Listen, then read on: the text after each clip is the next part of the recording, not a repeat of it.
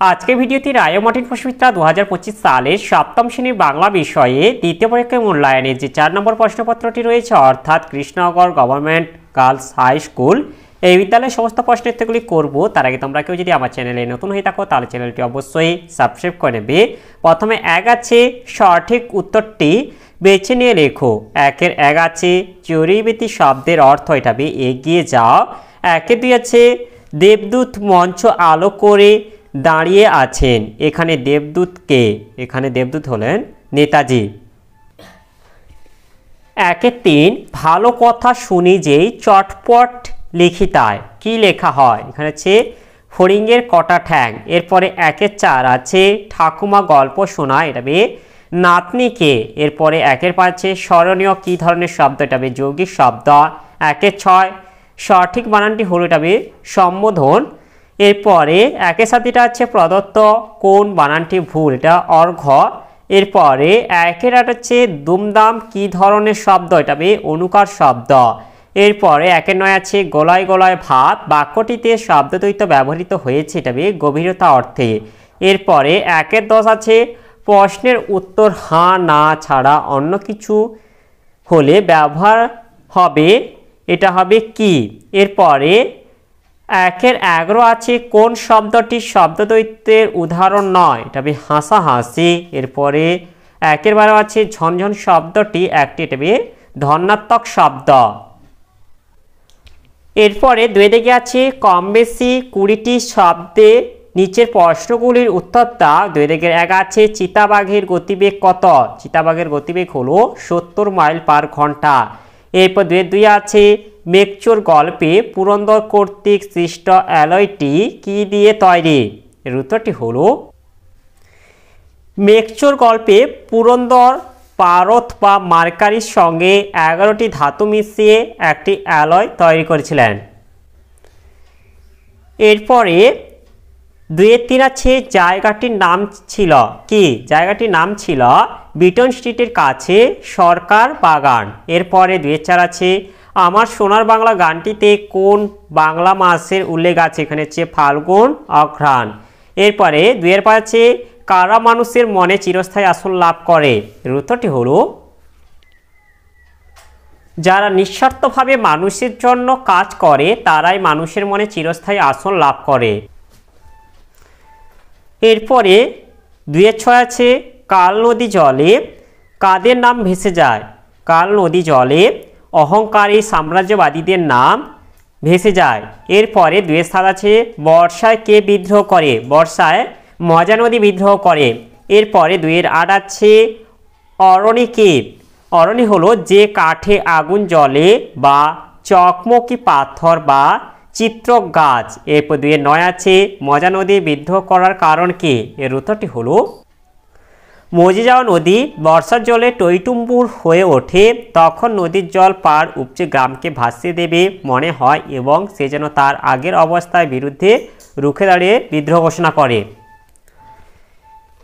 এরপরে 2-এর 10 আছে মাকুর সাথে ঘড়িওয়ালার কেমন সম্পর্ক? মাকুর সাথে ঘড়িওয়ালার এক মায়ার সম্পর্ক। এরপরে 2-এর 11 আছে হোটেলে সোনা ও টিয়া কি কি খেয়েছিল?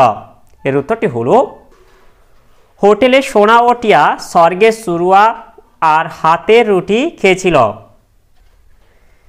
এরপরে 2-এর 12 আছে হোটেলওয়ালা কি হারিয়ে ফেলেছিল? এর উত্তরটি হলো হোটেলওয়ালা সঙ্গের দেওয়া লটারির 8খানা টিকিট হারিয়ে ফেলেছিল। এরপরে 2-এর 13 আছে সোনা ও টিয়া পুতুলদের জন্য কি কি রান্না করেছিল? এর উত্তরটি হলো সোনা ও টিয়া পুতুলদের জন্য কাদা দিয়ে ভাত বানায় আর গাঁদা ফুলের পাতা দিয়ে মাছ রান্না করেছিল। এরপরে 2-এর 14 আছে মাকুকে বানাতে ঘড়িওয়ালার কত দিন সময় লেগেছিল? মাকুকে বানাতে ঘড়িওয়ালার 17 বছর সময় লেগেছিল। এরপরে 3-এর দাগে আছে কম বেশি 60 শব্দে নিচের প্রশ্নগুলির উত্তর দাও। 3-এর দাগে 1 আছে মনের দৌড়ে মানুষ চ্যাম্পিয়ন কাদের কথা বলেছেন লেখক? এর উত্তরটি হলো এর উত্তরটি আমরা এখান থেকে বলে দেব মনের দৌড়ে সত্যি মানুষ চ্যাম্পিয়ন কেননা তার মতো অতি সক্রিয় মন আর কোনো প্রাণীর নেই। এই মনের শক্তিতেই মানুষ তার চরম বিপদ থেকে নিজেকে উদ্ধার করে শারীরিক প্রতিবন্ধকতা নিয়েও জয় করে বাধাসমূহ। এরকম শারীরিক প্রতিবন্ধকতা ছিল অথচ মনের দৌড়ে সত্যিকারের চ্যাম্পিয়ন এমন কয়েকজন মানুষ হলেন হেলেন কেলার। তিনি অন্ধ ও বধির হওয়া সত্ত্বেও সমাজসেবামূলক কাজে বিশ্ববিখ্যাত। গ্রিক কবি হোমার ছিলেন অন্ধ অথচ তার রচিত দুই মহাকাব্য ইলিয়াড ও ওডিসি তাকে এনে দিয়েছিল বিশ্বখ্যাতি। একইভাবে বিটোফোন, ভিনসেন্ট ভ্যান গঘ, স্টিফেন হকিং, সুধা চন্দন, মাসুদুর রহমানের নাম করা যেতে পারে। এরপরে 3-2 আছে মেঘচোর গল্পটি অবলম্বনে অসীমা চরিত্র সম্বন্ধে তোমার মতামত জানাও। এর উত্তরটি হলো সাহিত্যিক সুনীল গঙ্গোপাধ্যায়ের মেঘচোর নামক কল্পবিজ্ঞানের কাহিনীর একটি উল্লেখযোগ্য চরিত্র হলো অসীমা। এই চরিত্রটির মাধ্যমে লেখক শুভবুদ্ধির জয় ঘোষণা করার চেষ্টা করেছেন। অসীমা হার্ভার্ড বিশ্ববিদ্যালয়ের ইতিহাসের গবেষক হলেও ভূগোলেও তার যথেষ্ট জ্ঞান আছে। সে কম্পিউটার বিদ্যায় দক্ষ। সর্বোপরি সে মানবিক চেতনায় সমৃদ্ধ এক নারী। বৃষ্টিবিজ্ঞানী পুরন্দর চৌধুরীর কার্যকলাপের বিরুদ্ধে মাঝে মাঝেই সে বিরোধী মনোভাব ব্যক্ত করেছে। হ্রদের জল মেঘ হলে ক্ষতি হবে, তাই সে বলেছে একসঙ্গে হঠাৎ বৃষ্টি বেড়ে গেলে পৃথিবীর দারুণ কোনো ক্ষতি হয়ে যাবে না। পুরন্দর চৌধুরী মেঘ ফেরি করার কথা শুনে সে বিজ্ঞানী পুরন্দরকে ফেরিওয়ালা বলে সামান্য বিদ্রূপও করেছেন। অর্থাৎ কখনোই অসীমা বিজ্ঞানীর কথাকে নির্দ্বিধায় মেনে নেননি। এখানে তার চরিত্রে দৃঢ়তার প্রকাশ ঘটেছে। সবশেষে যখন সে বুঝতে পেরেছে যে বিজ্ঞানী চৌধুরী তার আবিষ্কৃত সংকর ধাতুর গোলকটির সাহায্যে স্লেভার লেকের বরফকে মেঘে পরিণত করে প্রকৃতির ভারসাম্য নষ্ট করে দিতে চলেছেন, তখন অসীমা বাধ্য হয়ে বিজ্ঞানীকে ভয় দেখিয়ে তার কার্য থেকে তাকে বিরত করেছেন। গোলকটিকে রকেটের সকেটে ফেলে দিয়ে অসীমা সেটিকে অকেজো করেছে এবং পৃথিবীর স্বাভাবিকতাকে রক্ষা করেছে। এভাবেই আলোচ্য কাহিনীতে অসীমার বুদ্ধিমত্তিত্ব, শিক্ষা সংস্কার ও মানব কল্যাণকর চেতনার প্রকাশ ঘটেছে। এরপরে 3 আছে সন্ধ্যা সেখানে জড়ো করে জনমত। সেখানে বলতে কোথাকার কথা বলা হয়েছে, সেখানে কিভাবে জনমত জড়ো হয়। এর উত্তরটি হলো সেখানে বলতে গ্রামের বুড়ো বটতলার কথা বলা হয়েছে। অনেক মানুষ দুর্ভিক্ষের সময় অভাবের তাড়নায় গ্রাম ত্যাগ করে চলে গেছে অন্য কোথাও। সেই স্বজন বিচ্ছেদের দুঃখ এবং দুর্ভিক্ষের যন্ত্রণাকে বুকে চেপে রেখে গ্রামের কিষান পাড়ার কৃষিজীবী মানুষজন আজও নতুন করে বেঁচে থাকার চেষ্টা করছে। কৃষক বন্ধুরা ঢেঁকিতে ধান ভানে, নদীতে জল আনতে চায়। সন্ধ্যায় প্রতিটি ঘরে জ্বলে ওঠে সন্ধ্যা প্রদীপ। শঙ্খধ্বনির মধ্য দিয়ে রাত্রিকে স্বাগত জানানো হয়, যেখানে তাঁতি, কামার, কুমোররা নিজেদের কাজে লেগে পড়ে সকাল থেকেই।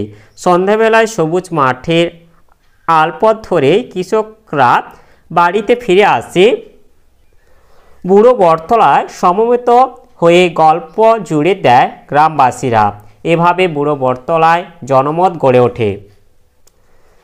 এরপরে 3-4 আছে কাল থেকে মোর মনে লেগে আছে খটকা। কি খটকা লেগে আছে, তা কিভাবে দূর হবে। এর উত্তরটি হলো ছেলেটির মনে ঝোলা গুড় কিসে দেওয়া হয় তা নিয়ে সন্দেহ দেখা দেয়। সাবান না পটকায়, দুটির কোনটিতে সে ঠিক করতে পারে না। এ বিষয়টি তার কাছে খটকা লাগে। এই প্রশ্নের উত্তর সে মেজদার কাছ থেকে জেনে নিলে খটকা দূর হবে। এরপরে 3 সার্কাসের লোকদের জঙ্গলে গা ঢাকা দিতে হয়েছিল কেন।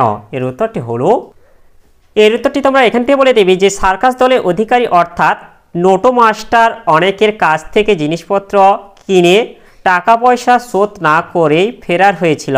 পুলিশ তাদের জিনিসপত্র বাজেয়াপ্ত করেছিল এবং সার্কাস দলের সকলের নামেই হুলিয়া জারি করেছিল। পুলিশের হাতে ধরা পড়ার ভয়েই সার্কাসের লোকেরা পালিয়ে পালিয়ে বেড়াচ্ছিল এবং সেই কারণেই তারা বনের মধ্যে গা ঢাকা দিয়েছিল। এরপরে 3-6 আছে হোটেল বলে হোটেল, হোটেলটির বর্ণনা দাও। এর উত্তরটি হলো মাকু গল্পে এক এলাহি হোটেলের বর্ণনা আছে। গাছ থেকে কয়েকটি বড় লণ্ঠন ঝুলছিল, গাছের গোড়ায় 3টি পাথর বসিয়ে প্রকাণ্ড উনুন তৈরি হয়েছিল, তার গনগনে আগুনে মস্ত পিতলের হাঁড়িতে রান্না হচ্ছিল, চারিদিকে রান্নার গন্ধ ছড়িয়ে পড়ছিল, মাথার উপর ডালপালার ফাঁক দিয়ে চাঁদের আলো এসে পড়ছিল, বটগাছের নিচু নিচু ডালে সারি সারি লোক পা ঝুলিয়ে বসেছিল, কাঁচা কাঠের তক্তা ফেলে তাতে খাওয়া দাওয়া চলছিল। এরপরে 4 আছে যে কোনো একটি বিষয় অবলম্বনে প্রবন্ধ রচনা করো। 4-1 আছে তোমার বিদ্যালয়, 4-2 আছে তোমার জীবনের স্মরণীয় অভিজ্ঞতা, 4-3 আছে ভ্রমণের উপযোগিতা, 4-4 আছে পরিবেশ রক্ষায় ছাত্র সমাজের ভূমিকা। এগুলি কমিউনিটিতে পোস্ট করে দেবো, তোমরা গিয়ে একটু দেখে নেবে। তাহলে আজকের ভিডিওতে আমরা সপ্তম শ্রেণী বাংলা বিষয়ের যে 4 নম্বর প্রশ্নপত্রটি ছিল তা আজ সমাধান করলাম। আর তোমরা কেউ যদি আমার চ্যানেলটা এখনও সাবস্ক্রাইব করে রাখোনি তাহলে চ্যানেলটা অবশ্যই সাবস্ক্রাইব করে নেবে এবং ভিডিওটি ভালো লাগলে ভিডিওটিকে অবশ্যই লাইক, কমেন্ট ও শেয়ার করে দেবে।